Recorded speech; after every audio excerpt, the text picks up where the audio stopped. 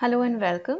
In this short video, I would talk about the story of Things Fall Apart, the main themes and the questions from one of the question papers which was offered in their university some years back.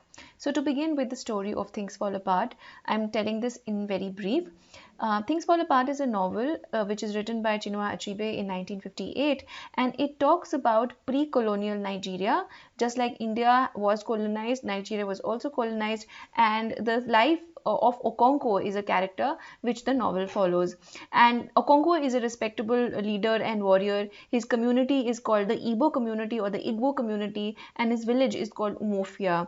He is a very well-to-do farmer, but he was born out of poverty, and we get to know that he is completely driven by the desire to get rid of his poverty, because his own father, who Okonkwo thinks was very irresponsible. He was into music. He never cared for his family enough. He did not have enough wealth, and Okonkwo as a result wants to be the opposite of his father. So his contrary to his own father, Okonkwo is a man of great strength and ambition. He's a wrestler. He's very harsh. As he grows, he amasses a lot of wealth, and he marries three wives, and fathers many children. All of this makes him a very well-to-do, respected leader of his community. But he doesn't approve of Noye, who is his son, and he thinks that Noye is not going to be like him. However, there is a boy who is introduced to his family. His name is Ikemefuna. Ikemefuna comes from the nearby village to his family, and Ikemefuna starts loving him and calling him his father.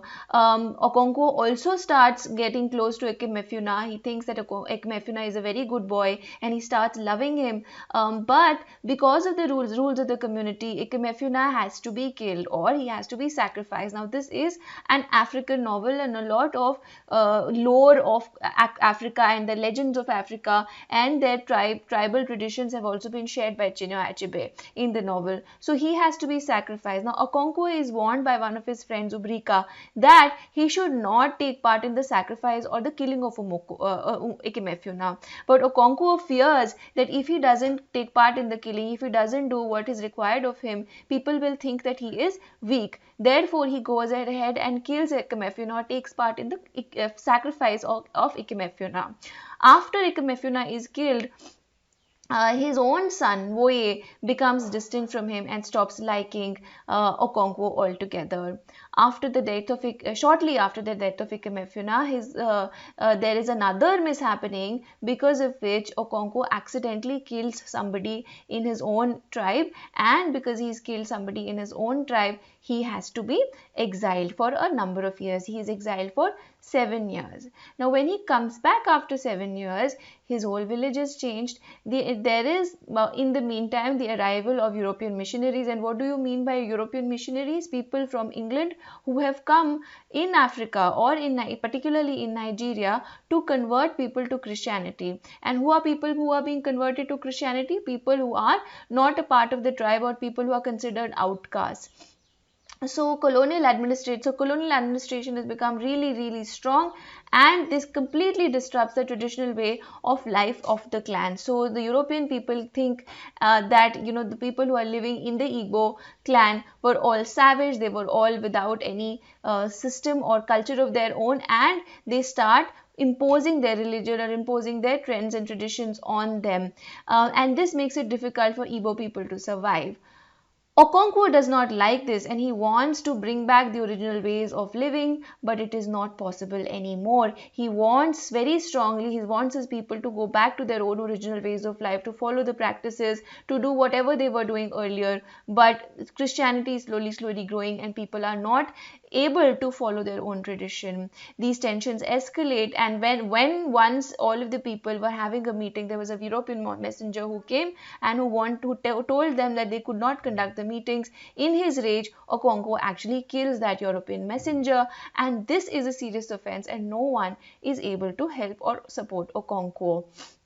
Okonkwo finally hangs himself because he's unable to bear that he's actually helpless in his own community, that people are doing nothing to actually recover their own sense of pride, to recover their own sense of tradition. He has resisted change all his life, and finally that is the reason he hangs himself. Now, even in his tragedy of his death, no one touches his body, because the Igbo people believe that touching a person who has committed the crime of killing himself, they should not be even touching that body, so no one touches this person's body. And finally, this ends completely in tragedy. So even though this is the story of the tragedy of Okonkwo, through the story we are also talking about the beliefs of the people, when we also get to know the story of the community altogether, how the community also is unable to survive. Now, after the story, let me just talk about the main themes of Things Fall Apart.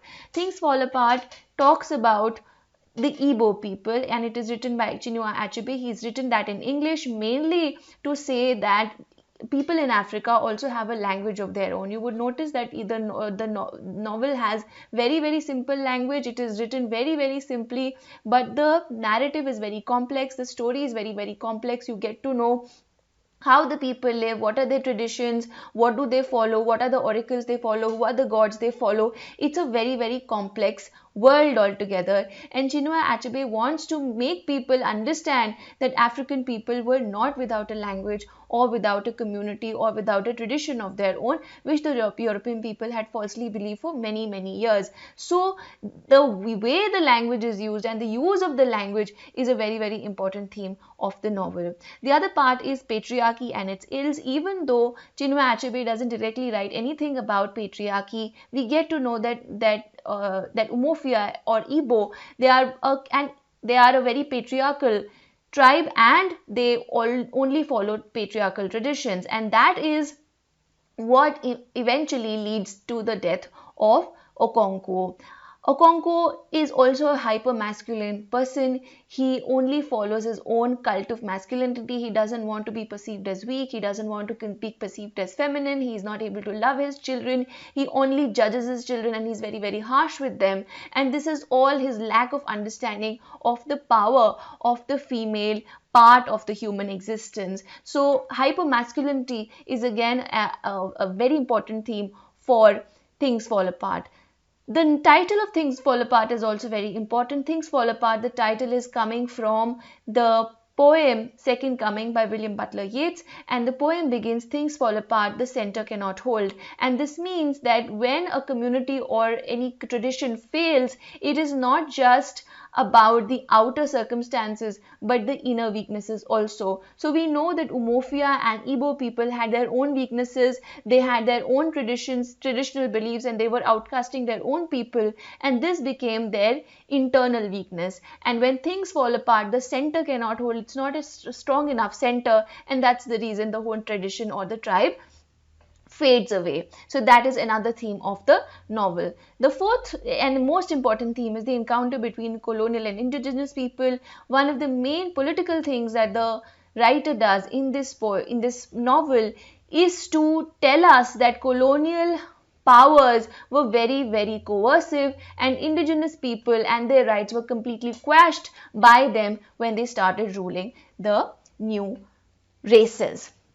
Now finally, I would talk about a few questions that have been asked in question papers. This will give you an idea of what kind of questions are being asked. One of the questions is, and this was asked in 2021, comment on the use of proverbs given in Things Fall Apart, a distinctly local feel even though written in English. As I told you, that language is a very important aspect of the novel. When you talk about the use of proverbs, you talk about how the idea that language for the Igbo people is very important, and Achebe uses a number of proverbs in order to show that Europe that Africa has its own culture. Africa is not a language-less community. Africa is not a language-less continent. It doesn't have people who have no culture or tradition of their own, which was for a very long time believed and propagated by the European people.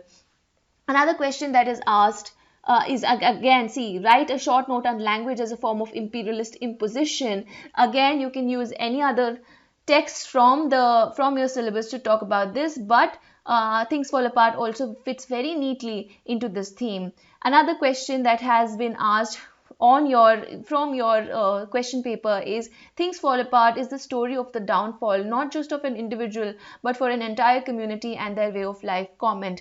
This is a very easy question. You just not have to talk about Okonkwo, you have to talk about Igbo and Umofia altogether. You have to talk about how the entire community is let down by the European superpowers. The discussion of the title of the novel would also come in this particular question. I've discussed the title as well.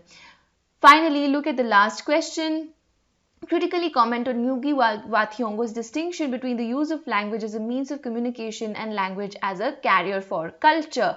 Again, I told you language is a very important theme of the novel. So when you study the novel, do read the language, do take part in understanding how his use of language is actually talking back to the superpowers, the European superpowers, and this has also been called the Empire Writes Back. Using English as a device by erstwhile colonial people to answer and to talk back to the European superpowers. So this was a very, very short introduction to the novel, the story of the novel, the main themes of the novel, and also the questions that have been asked in the university. If you have any other questions, if you want more short videos, please let me know. Thank you.